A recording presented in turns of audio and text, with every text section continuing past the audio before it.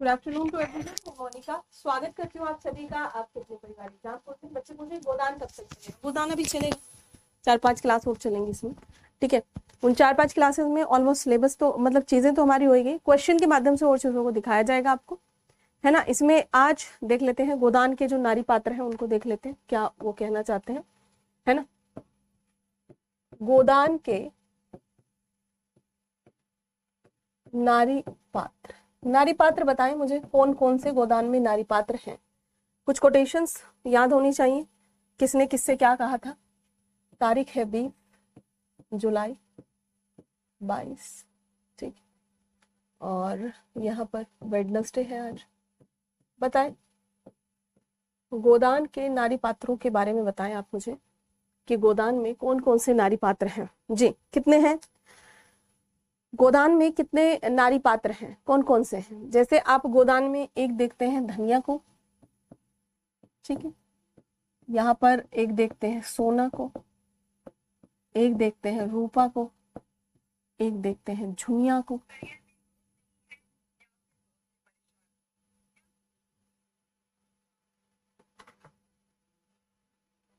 झुनिया को, सिलिया को और मालती,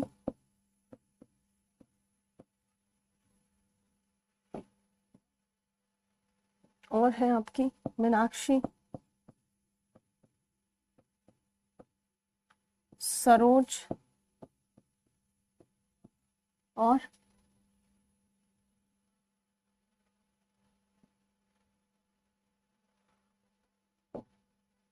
मिसेस खन्ना,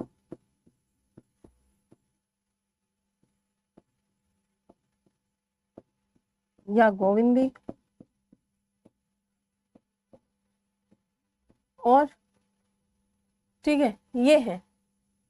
अब इनमें अगर आप बहुत डोमिनेटिंग रूप देखेंगे और भी हैं, जैसे पुनिया भी है एक, है ना, पुनिया,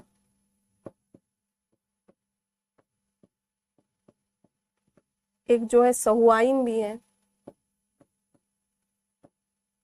एक जो है नोहरी भी है। इतने हैं भाई। अगर आप इसमें डोमिनेटिंगली देखें कि कौन डोमिनेटिंगली पार्टिसिपेट कर रहे हैं, तो एक तो लेडी ये हो जाती है जो बहुत डोमिनेटिंग है, एक लेडी झुनिया हो जाती है, एक लेडी सिलिया हो जाती है और एक लेडी हो जाती है मालती, ठीक है। मिसेस खन्ना को भी दिखाया है अच्छे से, मिसेस खन्ना।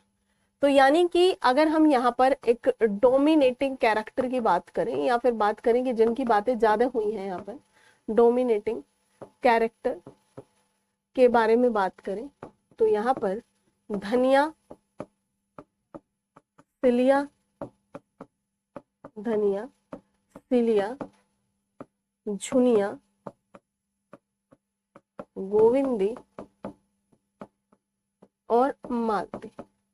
गोविंदी और मालती यहाँ पर आपको शहरी चरित्रों के रूप में, गोविंदी और मालती किसके रूप में, शहरी जो कैरेक्टर्स हैं, शहरी चरित्रों के रूप में दिखाई देती हैं।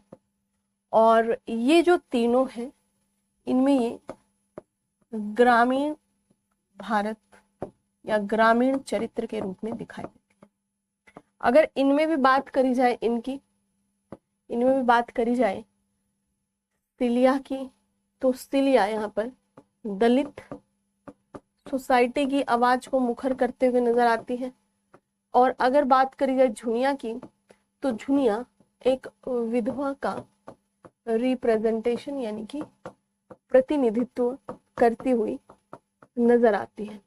अगर बात गोविंदी की करी जाए, तो जो भारत में एक आदर्श नारी होनी चाहिए वो गोविंदी है, और जिसे प्रेम किया जाना चाहिए, प्रेम योग्य, यानी कि अलग अलग डेफिनेशन है ना।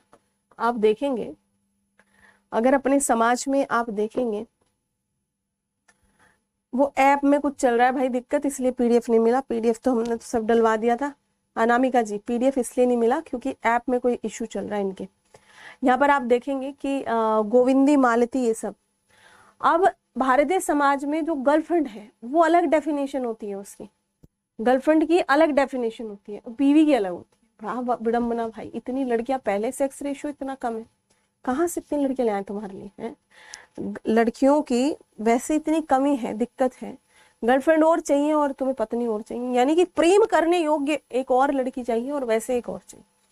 ठीक है, तो देखें इसको, लिखें फटाफट से। ये चीजें कम से कम एक फ्रेमिंग दिमाग में बननी चाहिए कि कितने कितने कैसे कैसे लोगों का प्रयोग यहाँ पर हुआ है। ठीक है, कैसे कैसे लोगों का प्रयोग हुआ है। ओके जी, चल चल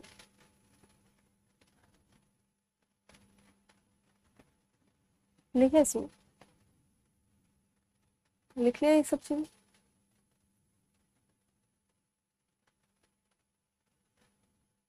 लिखिए, गोदान वर्ष 1934 में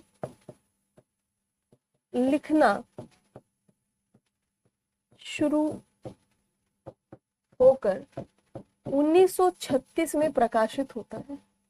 1936 में प्रकाशित हुआ। ये वही समय है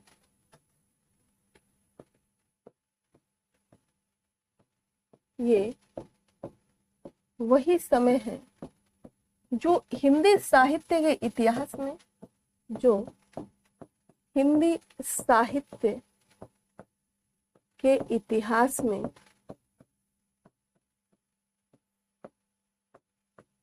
छायावाद युग, मुझे बताएं कब आया था छायावाद युग? छायावाद युग एवं भारतीय राजनीति के इतिहास में, एवं भारतीय राजनीति के इतिहास में गांधी युग के नाम से, गांधी युग के नाम से जाना जाता है। जाना जाता है। ये वही समय है जो भारतीय इतिहास में, कुछ समझ नहीं आ रहा है कहां से शुरू करें? विक्रम बच्चे, उस दिन भी मैंने कहा था कि मेल करो, बताओ, वहां पर आप नए हो, है ना, तो आपने सुनी नहीं मेरी बात। कहाँ दिक्कत आ रही, बताओ कहाँ से शुरू करना है? और किसके साथ में आ रही है इस तरीके की चीजें कि कहाँ से शुरू करना है? देखो, शुरू करना है आपको गोदान से। जो वालियां होती है उसे बोल दिया करो। जो क्या होती है? वालिया। क्या भाई, मेरी तो समझ में नहीं आया। वालिया मतलब समझी नहीं रूबी। विक्रम, तो आपको करना क्या है? आप गोदान की किताब उठाओ, उसे पढ़ना शुरू करो और उसकी व्याख्याओं को पहचानने की कोशिश करो। उसमें क्या लिखा है उसको देखो, क्वेश्चन देखो, है ना, कौन कौन से सवाल पूछे जा रहे हैं उनको देखो। वो सब प्रयास करोगे तो निश्चित ही तौर पर आपकी ये चीजें जो है, जितनी चीजें आपने गड़बड़ करी है या जितनी चीजें दिक्कत में है अब तक की, वो सारी चीजें सॉर्ट आउट हो जाएंगी उससे। तो ये वही समय है जब एक तरफ तो चल रहा है छायावाद, एक तरफ चल रहा था छायावाद, और इसमें अगर हम बात करें तो छायावाद का भी ये वो समय है, क्योंकि 36 में तो छायावाद उधर खत्म होने वाला है, प्रगतिवाद आने वाला है। ठीक है, क्या आने वाला है? प्रगतिवाद आने वाला है। तो अभी तक छायावाद चल रहा है। और दूसरी बात, भारतीय राजनीति के स्तर पर गांधी इतने महान बन चुके हैं, यहाँ पर इतने सारे आंदोलन गांधी ने कृषकों के लिए, इतने सारे आंदोलन यहाँ पर आदिवासी जनता के साथ में मिलकर के, महिलाओं के साथ में मिलकर के तमाम तरीके की चीजों को अभिभूत कर दिया है गांधी जी ने।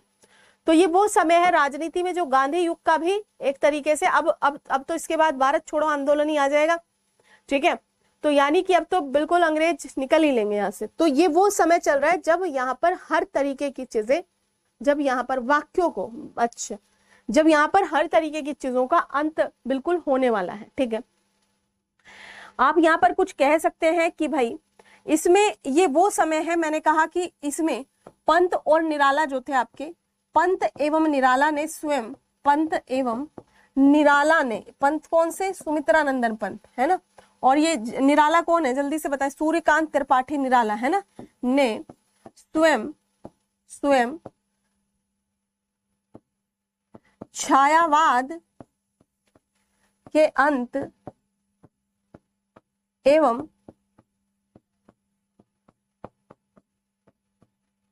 प्रगतिवाद के शुरू।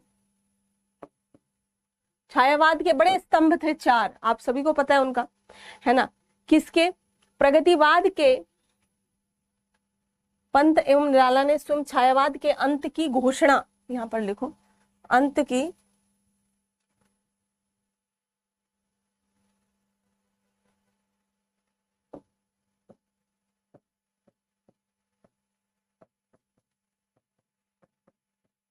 घोषणा की एवं यहां पर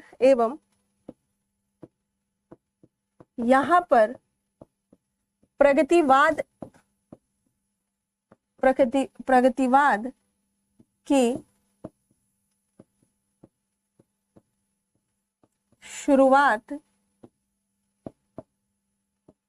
देखी जा रही थी। यानी कि ये कौन सा युग है जहां पर प्रगतिवाद शुरू हो रहा है, प्रोग्रेसिवनेस आ रही है, और दूसरा आपका जो छायावाद है, छायावाद यहाँ पर क्या हो रहा है? खत्म होते जा रहा है। तो यहाँ पर इन्होंने खुद ही इस चीज की घोषणा कर दी थी। ठीक है, तो यहाँ पर आप देख सकते हैं कि गोदान में मुंशी प्रेमचंद ने प्रेमचंद ने छायावाद के लक्षण के रूप में स्त्री एवं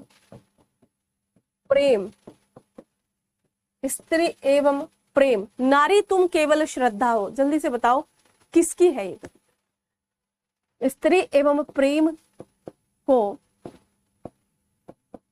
उजागर किया है,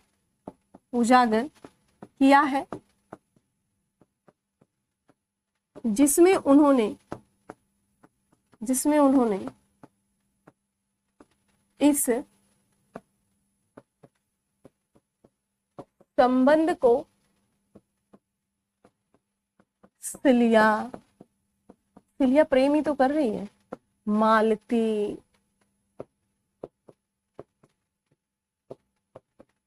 सोना आदि के माध्यम से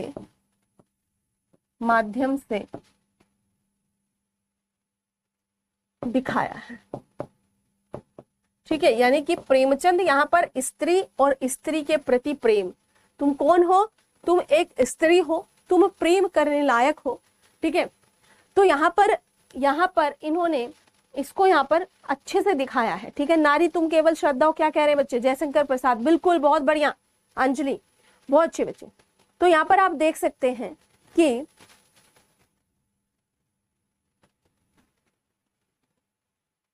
लिखे इसमें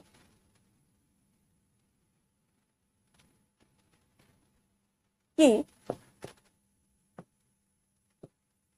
जो तत्व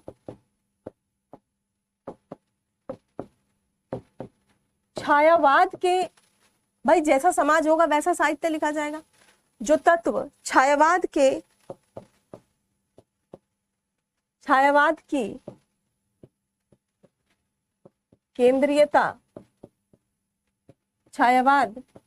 केंद्रीयता के रूप में कार्य कर रहे हैं,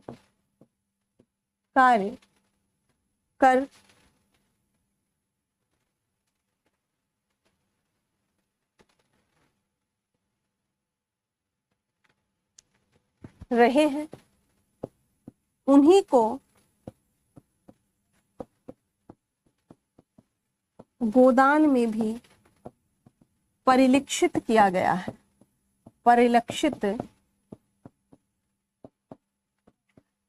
है।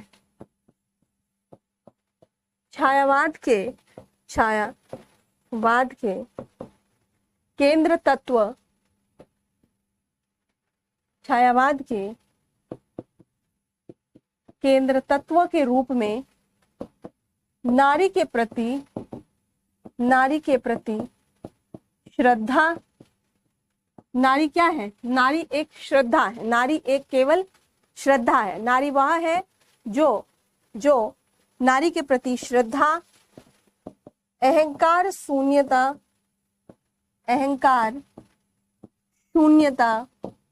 पवित्रता, नारी के लिए इन तरीके के शब्दों का यूज किया गया है कि तुम दया की मूर्ति हो, तुम्हारे अंदर अहंकार नहीं है, तुमने इस पृथ्वी को जो है बनाया है, तुम्हारे बिना इस पृथ्वी की इन लोगों की एग्जिस्टेंस पर क्वेश्चन मार्क लगाया जा सकता है। ठीक है, यहाँ पर आप देख सकते हैं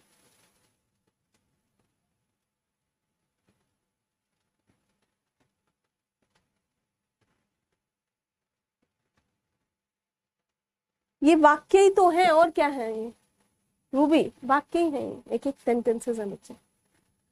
अहंकार शून्यता पवित्रता और ये सारी की सारी विशेषता नारी के बारे में बताई गई है। ठीक है, अहंकार शून्य है ना, नारी के प्रति श्रद्धा, अहंकार शून्यता, पवित्रता, नारी की ममता एवं दया भाव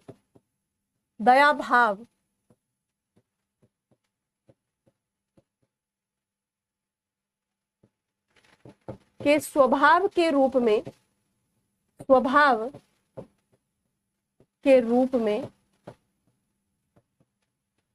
देखा जा रहा है। ठीक है, स्वभाव के रूप में इन्हें यहाँ पर देखा जा रहा है। ठीक भाई, ये चीज क्लियर है, लिख लो एक बार। सो इन्हीं सब चीजों के लिए इनको यहाँ पर देखा जा रहा है। नेक्स्ट,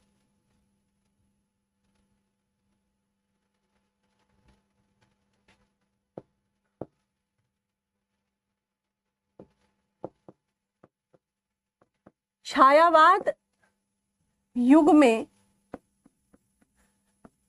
नारी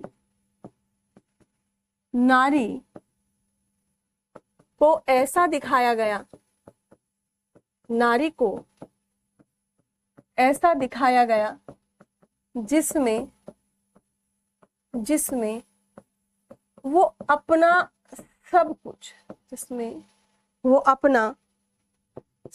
कुछ पुरुष हित में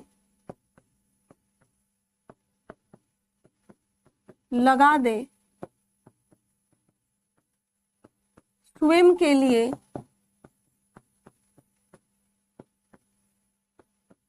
कुछ भी न रखे,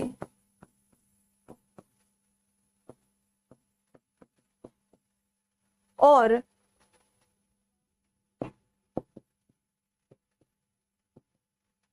सर्वस्व पुरुष हित को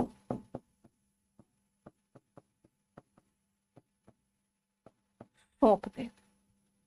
सर्वस्व किसे सौंप दे? पुरुष हित में अपना सर्वस्व सौंप दे। ये कहां पर दिखाया गया है? ये दिखाया गया है छायावाद में। तो यहां पर आप देखेंगे कि गोदान पर भी इसका आपको, गोदान पर सिलिया धनिया के माध्यम से पूरा असर छायावाद का देखा जा सकता है, छायावाद का देखा जा सकता है, देखा जा सकता है, जहां सिलिया अपनी बिरादरी, सिलिया माता दीन के प्रति, सिलिया माता दीन के प्रति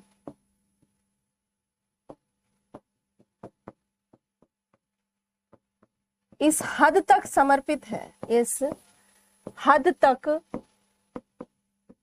समर्पित है कि वो चाहे उसे मारे, कूटे, उसके लात मारे, घुसे मारे, उसे एक्सेप्टेंसी ना दे एज अ वाइफ, फिर भी मैं तेरी हूं, मैं तेरी हूं।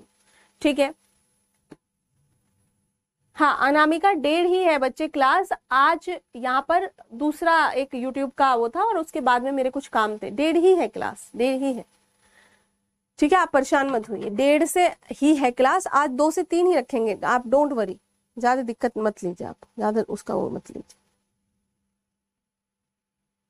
ठीक है। ये लिखिए फटाफट से।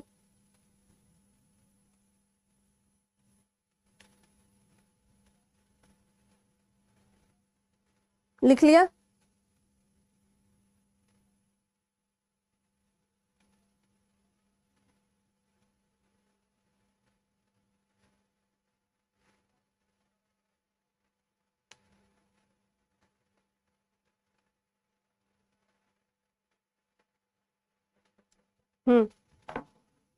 छायावाद क्या है हर्षित? छायावाद क्या है?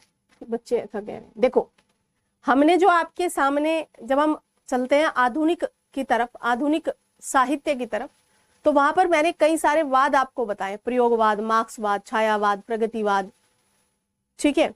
इन सब में अलग अलग कवि हुए। जब हिंदी साहित्य का विभाजन पढ़ेंगे, अलग अलग लेखक इनमें हुए हैं, अलग अलग साहित्य रचनाएं इनमें हुई हैं, किसमें किसकी तरफ ज्यादा झुकाव है। छायावाद में आप देखेंगे प्रेम और औरत, स्त्री, उनकी तरफ झुकाव ज्यादा दिखाया गया है, ठीक है। हर एक चीज का अलग अलग है, किसी में जो है स्वतंत्रता के मूल्यों की तरफ बढ़ावा दिखाया गया, किसी में प्रकृति की तरफ बढ़ावा दिखाया गया कि हम किसके सामने अपनी बातें कहें, प्रकृति के सामने कह देते हैं। जब प्रकृति में कोई छा नहीं मिली, क्योंकि प्रकृति तो एक तरफा बातें करती है, हम ही बात कर सकते हैं, वो तो जवाब देगी नहीं, तो वहां से फिर औरत की तरफ, औरत की गोद में रखकर अपना सिर, अपनी चीजों को कहेंगे, है ना। तो ये सारी चीजें यहाँ पर आ जाती हैं इसमें, ओके। तो ये देखेंगे आप कि यहाँ पर समर्पित है, सिलिया माता दीन के प्रति इस हद तक समर्पित है कि माता दीन उसे सामाजिक स्वीकार्यता नहीं देता, सामाजिक स्वीकार्यता नहीं देता है। सिलिया माता दीन से प्रेम करती है, माता दीन से प्रेम करती है,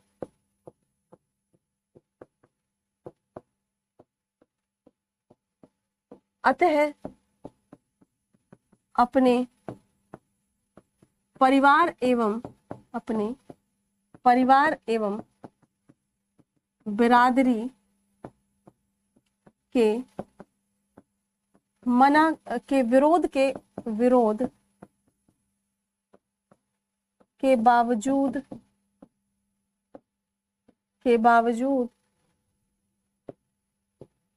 भी माता दीन के गांव में ही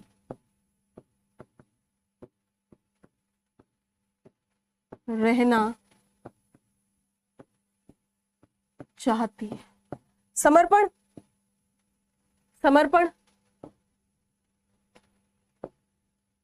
धनिया होरी से शादी के बाद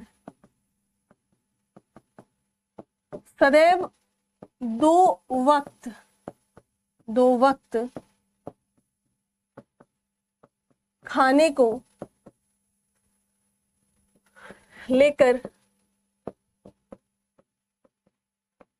परेशान रही, परंतु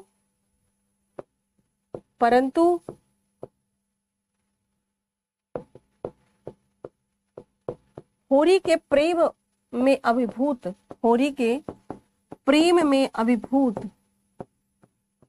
धनिया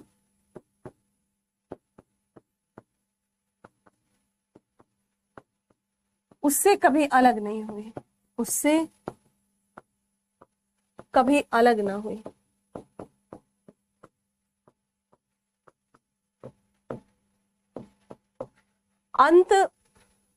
उपन्यास के अंत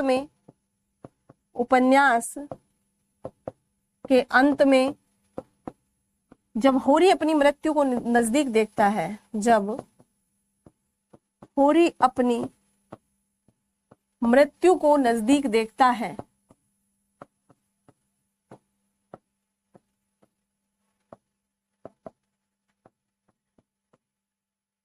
तो धनिया उसके प्रेम में, उसके प्रेम में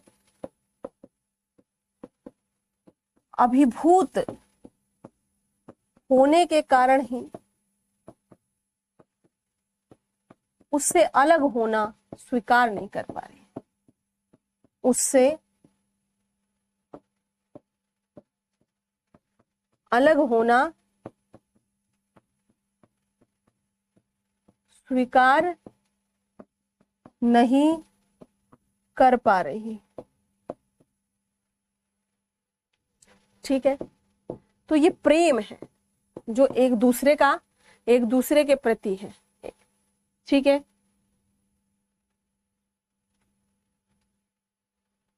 ठीक है हर्षित, कोई नहीं, बाउंस गया, कोई नहीं। अभी ऐसा समझे कि छायावाद एक युग है जहां प्रेम और स्त्रियों की बातें होती हैं बस। ठीक है, जैसे भक्ति काल में भक्ति की बात होती है, जैसे रीति काल में श्रृंगार की बात होती है, वैसे छायावाद में स्त्री और प्रेम, इन दो पे ही बातें होती है।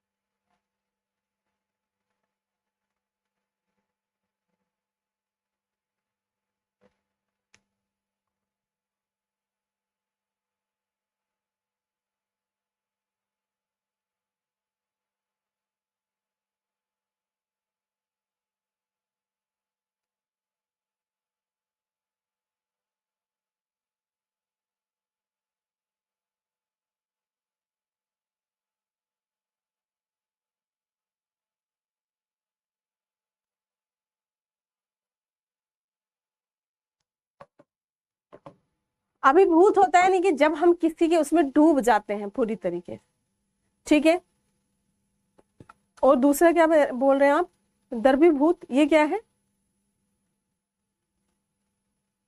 हाँ बिल्कुल, व्याख्या विशेष में भी यूज कर सकते। ठीक है, और क्या बोल रहे हैं, और किसकी बात कर रहे हैं, और कौन सा शब्द समझ में नहीं आया?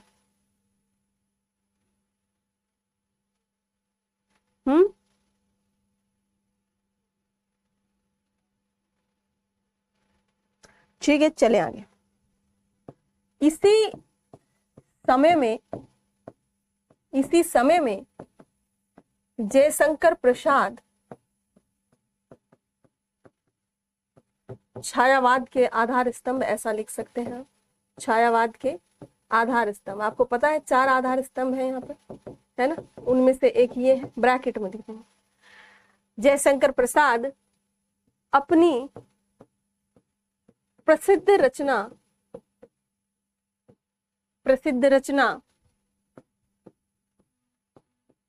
कामायनी, कब आई है कामायनी? 1936 में ही आई है। ठीक, 1936 कामायनी की रचना करते हैं। ये हम कंपैरेटिव लिख रहे हैं, यहाँ पर हम नारी पात्र गोदान में कामायनी से भी रिलेट करके रख रहे हैं। ठीक है, 1936 की रचना करते हैं, तो उसका केंद्रीय पात्र,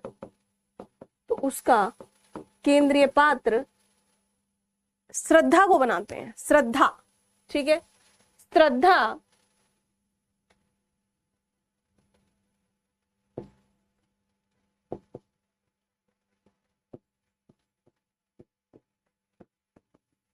श्रद्धा को स्थापित करते हैं।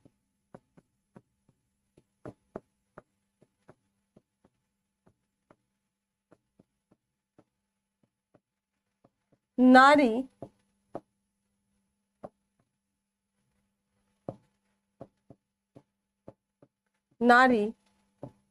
तुम केवल श्रद्धा। ठीक है, मतलब जिसके प्रति हम न्यौछावर हो जाए, ऐसी हो। तो कमेंट दिख रहे हैं अरुण आपके? बिल्कुल दिख रहे हैं। नारी तुम केवल श्रद्धा हो। ठीक है,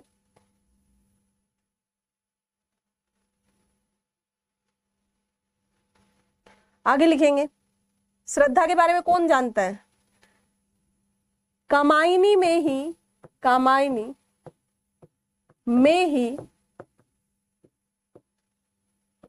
जयशंकर प्रसाद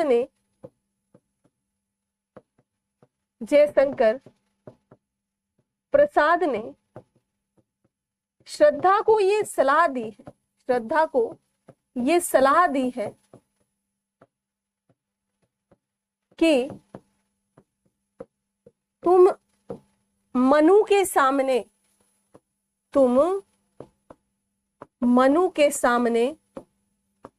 झुक जाओ, अपने अधिकारों की मांग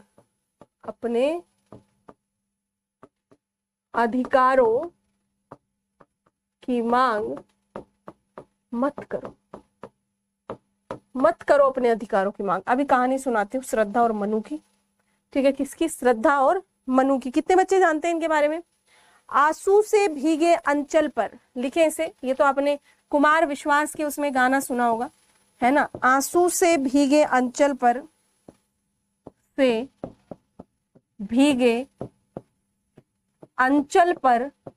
अंचल यानी अंचल पर मन का सब कुछ रखना होगा, मन का सब कुछ रखना होगा। तुमको अपनी स्मित रेखा से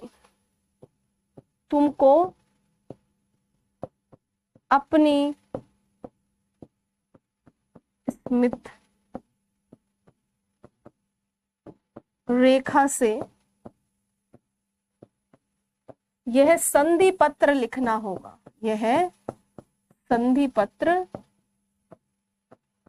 होगा, कुमार विश्वास की लाइनें सुनिए, नारी तुम केवल श्रद्धा हो। यहां पर क्या कह रहे हैं कुमार विश्वास? आंसू से भीगे अंचल पर, यानी कि हे नारी तुम केवल श्रद्धा हो, तुम अपने अधिकारों की मांग मत करो, तुम जो कह रहे हो सुन लो बस। और नारी तुम केवल श्रद्धा हो, आंसू से भीगे आंचल पर तुमको सब कुछ रखना होगा, यानी कि तुम्हारा जो पल्लू है, आंचल है, वो हमेशा आंसुओं से भीगा रहेगा, क्योंकि तुम अपने जीवन में बस कॉम्प्रोमाइज ही करती रहो। उस भीगे अंचल पर ही तुमको सब कुछ रखना होगा। तुमको अपनी स्मित रेखा से यह संधि पत्र लिखना होगा, यानी कि कॉन्ट्रैक्ट, ट्रीटी, संधि, ये पत्र लिख दो कि मैं कुछ नहीं कहूंगी, मेरा पति ही मेरा सब है और मेरा जीवन ही उसके लिए हुआ है, ताकि मैं अपना सर्वस्व न्योछावर कर दूं अपने पति के लिए। ठीक है? मनु कौन है? मनु पुरुष पात्र है। किस किसने सुना है? सब आपको यहाँ पर पढ़ना है। कामायनी सभी के सिलेबस में है, कामायनी। और इसमें आपको यहाँ पर श्रद्धा सर्ग और यहाँ पर ईड़ा सर्ग और एक और सर्ग पढ़ना है, चिंता सर्ग। ये तीनों के लिए मैं बता रही हूँ आपको। किसी के लिए ये पढ़ने हैं दोनों, श्रद्धा और ईड़ा, और कहीं पर आपको श्रद्धा ईड़ा पढ़ना, कहीं पर चिंता सर्ग पढ़ना। यहाँ पर ये देखें कि एक व्यक्ति है मनु, तो ऐसा माना जाता है कि सब पृथ्वी नष्ट हो गई। सब क्या हो गई? पृथ्वी नष्ट हो गई पूरी तरीके से। तो तभी यहाँ पर सिर्फ एक ही व्यक्ति बचा, ही वॉज मनु। तो इसीलिए कहा जाता है मनु हमारा सभी का, मतलब मनुष्य जाति का जो सबसे पहला पुरुष है वो मनु है। ठीक है? तो ये मनु जो है इधर उधर भटक रहा है, टहल रहा है। तो तभी इसने देखा कि कल हवन इसने करा था, तो वहां पर कुछ छोड़ा था, राख या प्रसाद जो भी, उसको कोई खा जाता है। तो इसे लगता है कि मेरे अलावा भी यहाँ पर कोई है। तो वहां पर इसे कौन मिलती है? श्रद्धा। तो श्रद्धा जो है, श्रद्धा और मनु मिल जाते हैं, और श्रद्धा और मनु के यहाँ पर इनके मिलन से एक बालक उत्पन्न होता है, जिसका नाम होता है मानव। ठीक है? और ये जब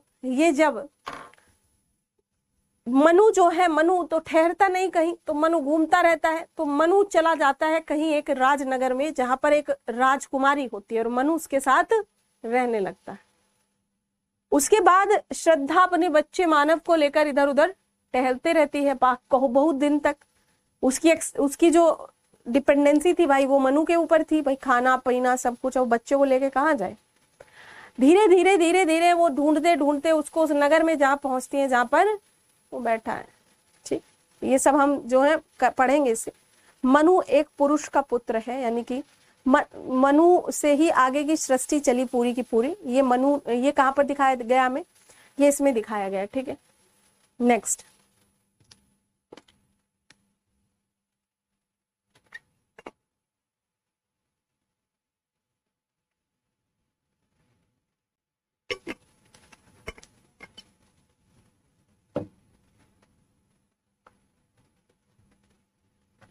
चलिए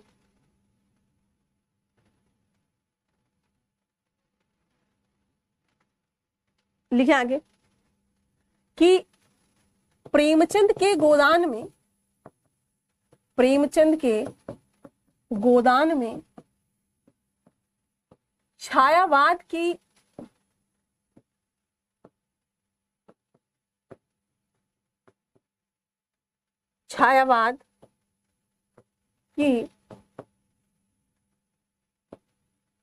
नारी की झलक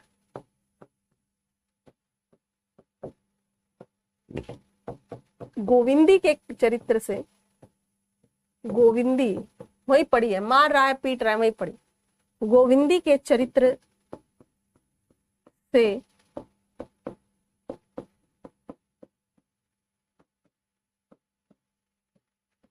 दिखाई देती है। मिस्टर मेहता के शब्दों में, मिस्टर मेहता उसे बहुत आदर्श मानता है। मिस्टर मेहता के शब्दों में क्या कह रहे हैं मिस्टर मेहता?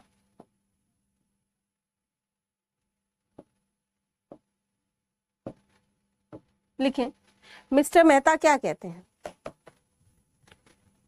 मेरे जहन में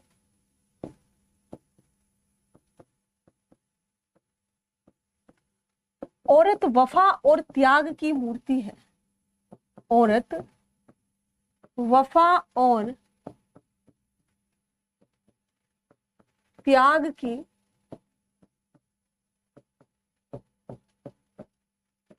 मूर्ति है। ठीक है, जो अपनी बेजबानी से,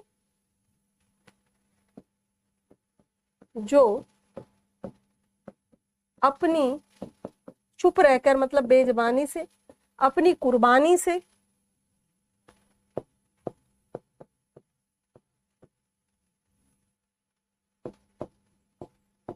अपनी कुर्बानी से अपने आप को मिटाकर, अपने आप को मिटाकर पति की आत्मा का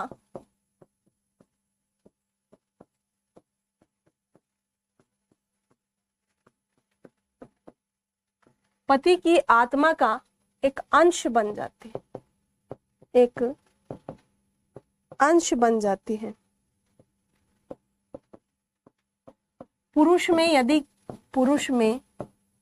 यदि नारी के गुण आ जाएं, यदि नारी के गुण आ जाएं, मतलब पुरुष इतना बदतमीज है, अगर उसमें थोड़े से नारी के गुण आ जाए तो महात्मा बन जाए।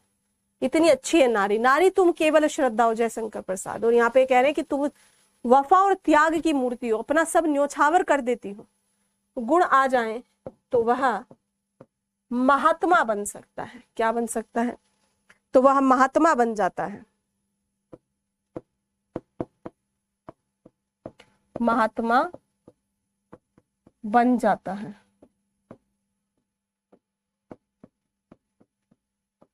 यदि नारी में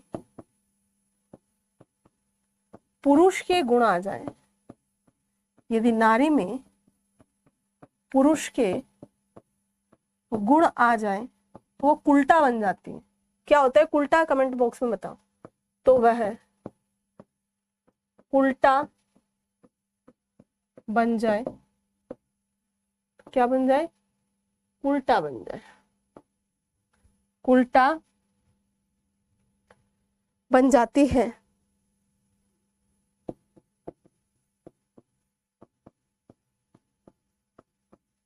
लिखे, कमेंट सबके दिख रहे हैं। अमित, अमित कहाँ लिखा मैंने, लिखा है क्या कहीं पे, कहाँ लिखा है?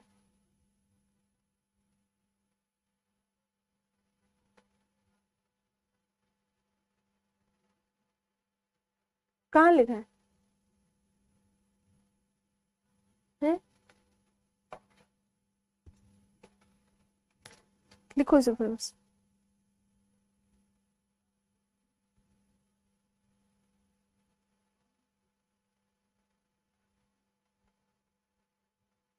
लिखो,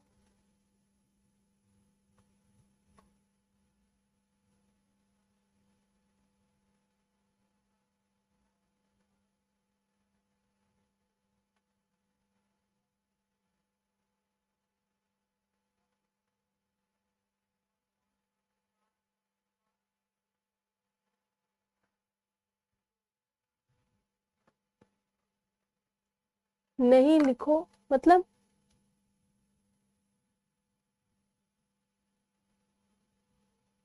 उल्टा, बताओ क्या है उल्टा? अच्छा, स्मित कह रहे होंगे वो, स्मित कहा जाता है मतलब हंस खुश के, एकदम खुश होके तुम लिख दो, पुरुषों के नाम लिख दो अपनी जिंदगी। भाई औरतों पर इसलिए मुस्कान मारती क्योंकि ये जो समाज है ये पितृसत्तात्मक समाज है। क्या है? पितृसत्तात्मक समाज। ठीक, उल्टा अच्छा नहीं होता है, उल्टा अच्छा शब्द नहीं होता है। ठीक है, औरत का नेगेटिव रूप है उल्टा, है ना? तो अगर औरत में पुरुष के गुण आ जाए तो उल्टा हो जाए, यानी कि पुरुष अच्छा आदमी नहीं है। ठीक है, चलो लिख लिया।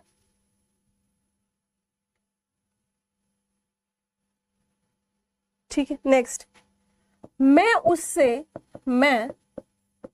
उससे यह अपेक्षा रखता हूं, अपेक्षा रखता हूं कि यदि मैं उसे मार भी डालूं, यानी कि मैं अगर अपनी पत्नी को मार भी डालूं तो प्रतिहिंसा का भाव अपने मन में ना लाए।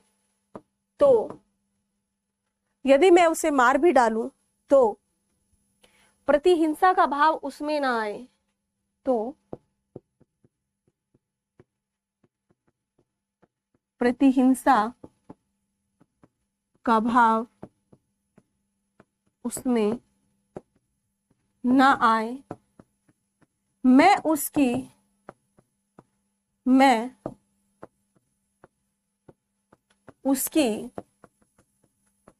आंखों में, मैं उसकी आंखों में, मैं उसकी आंखों के सामने किसी दूसरी स्त्री से, किसी दूसरी स्त्री से प्रेम भी करूं तो ईर्ष्या का भाव अपने मन में न लाए। बताइए, स्त्री है कि मशीन है कि कागज है, क्या है? यानी कि उसके मन में ना तो, जब भी मैं किसी दूसरी स्त्री के साथ में जाऊं तब भी वो मतलब मुझे, मैं कुछ भी करूं क्योंकि मैं एक पुरुष हूं। मैं क्या हूं? पुरुष हूं। अनिकेत रावत जी, बिल्कुल आप कर सकते हो, आप बिल्कुल जी के, ये क्या है? ये पितृसत्तात्मकता समाज, जीएस का पार्ट है, सोशल इश्यूज का पार्ट है, और यहाँ पर हम हिंदी साहित्य पढ़ रहे हैं तो आप इसे रिलेट ही तो कर रहे हो। तो आप इसे क्या कर रहे हो? रिलेट ही तो कर रहे हो। ये कह रहा है कि मैं उससे अपेक्षा रखता हूं, मतलब मेहता की नजरों में ऐसी बात है स्त्री को लेकर, गोविंदी को लेकर ऐसी ही बात है। गोविंदी एकदम इस आदर्श स्त्री है उनके लिए। कह रहे हैं कि गोविंदी जैसी स्त्री मुझे मिल जाए, मतलब वही ना मिले ऐसी विचारों वाली, इसलिए मालती उन्हें पसंद नहीं है। मालती फुदकती फिरती रहती। ठीक, कह रहे कि अगर मैं अपनी पत्नी, मेरी जो पत्नी बनेगी आगे, ऐसा ही लगता है ब्याह से पहले सभी लड़कों को, कि मेरी जो पत्नी बनेगी मैं उसके सामने भी अगर मतलब किसी और स्त्री से प्रेम भी कर लूं तो उसे कोई ईर्ष्या ना जगे। मतलब ऐसा क्या है भाई तुम में, और अगर तुम्हारी स्त्री कर ले तो यानी कि ये दिखाया जा रहा है कि नारी तो तुम त्याग की मूर्ति हो, तुम अपना सर्वस्व न्योछावर करके सिर्फ और सिर्फ पुरुष के बारे में ही सोचते हो। यही कामायनी में दिखाया, यही उस समय के गोदान में दिखाया जा रहा है। ठीक है, ठीक है। कह रहे कि आज तो जान ले लेंगी ऐसी स्त्री। ठीक है भाई, जान तो ले लेंगी, हाँ बिल्कुल जान ले लेंगी, बट जान नहीं देनी हमें, है ना, हमें लगे रहना है। चलो आगे।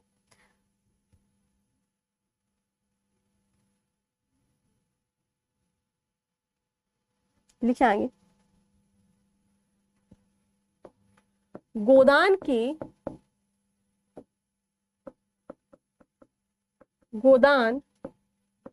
की मिसेज खन्ना इस चरित्र में बिल्कुल सटीक बैठती हैं।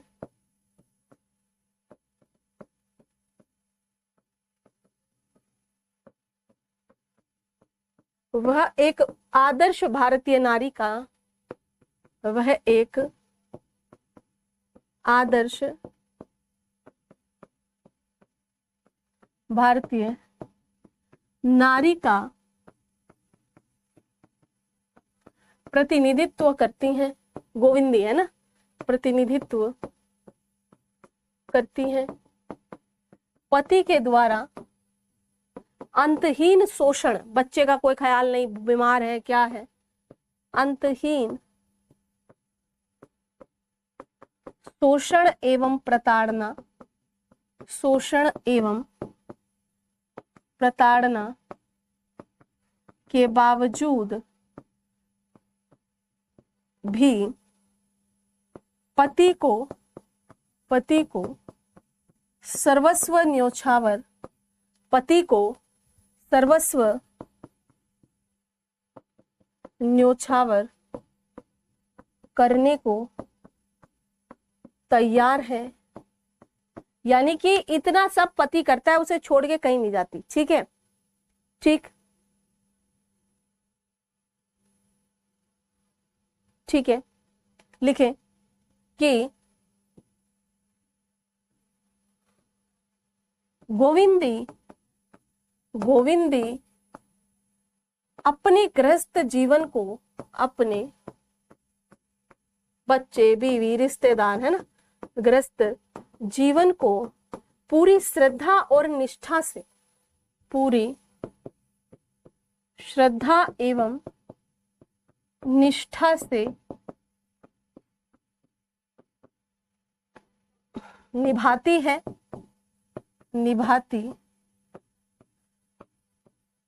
रहती है तथा कहती है कि यदि मेरा जो पति है वो कहीं नहीं जाता, मतलब है ना, यदि पुरुष उसका सौंदर्य देखने के लिए आंख नहीं रखता, यदि पुरुष उसका सौंदर्य देखने के लिए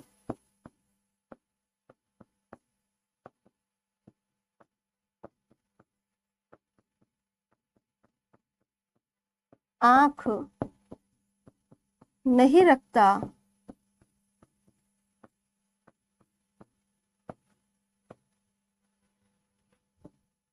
कामनियों के पीछे, लिखें, कामनियों के पीछे, लिखें,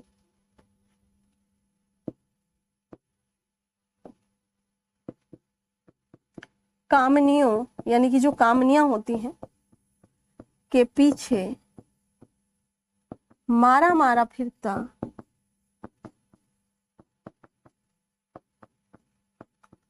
तो ये मेरा दुर्भाग्य था।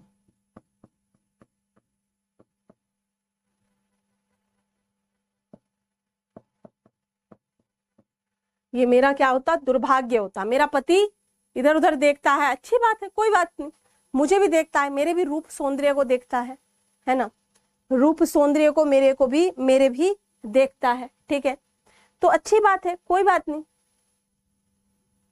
ठीक है,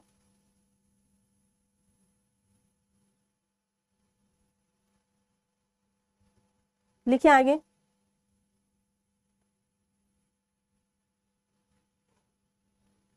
लिखिए आगे कि खन्ना गोदान में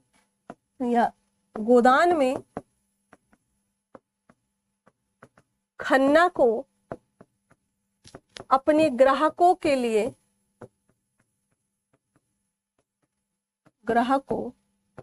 या मित्र रिश्तेदारों के प्रति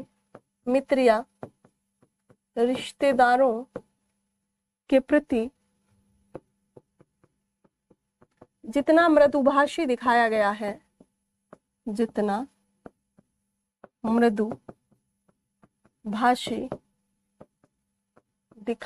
है, अपनी पत्नी के प्रति उतना ही अक्खड़, है ना। फिर भी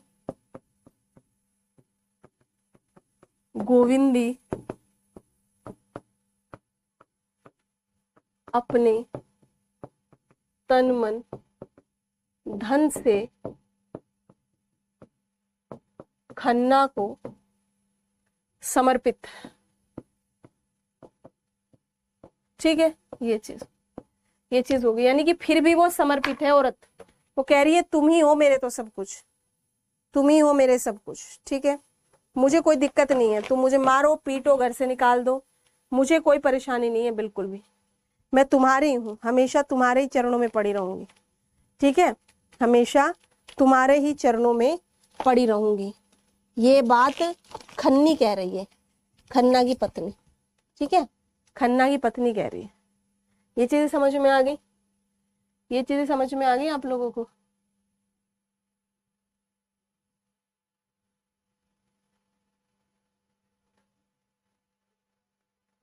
ओके, चलो भाई नेक्स्ट बात। यहां तक की चीजें समझ में आई? कामनी मतलब जो कुंवारी लड़कियां होती हैं, ऐसी कम सिन सी लड़कियां जो है ना, उनके पीछे आगे घूमता रहे। कह रहा है ना कि मेरे सामने मेरी पत्नी किसी को, मैं मेरी पत्नी के सामने किसी को देखूं, प्रेम करूं, उसे कहते ईर्ष्या ना हो मुझसे। कौन कह रहा है? मेहता कह रहा है, और उसमें वही रूप दिखाया है उसका। समझ रहे हैं? हाँ, कल शायद क्लास नहीं होगी, एक चेकअप के लिए जाना है डॉक्टर के यहाँ, कल शायद नहीं होगी। अगर नहीं लगा इवेंट तो समझ लेना नहीं होगी, परसों से हम कंटिन्यू करेंगे सारी चीजों। ठीक है, परसों से कंटिन्यू करेंगे चीजों को। पीडीएफ वगैरह का इशू चल रहा है, इस पे एप्लीकेशन पर कुछ दिक्कत चल रही है। जो नए बच्चे हैं वो भी अपना जो है मेल वगैरह के थ्रू जुड़े भाई हमसे, ताकि उनको भी चीजें बेहतर तरीके से डिलीवर हो सके। कल क्लास नहीं होगी, उसको हम परसों फिर रिकवर करेंगे चीजों को। ठीक है, चलिए, तो आप सभी का बहुत शुक्रिया, धन्यवाद। समझ में आई होंगी चीजें। Thank you so much to everyone.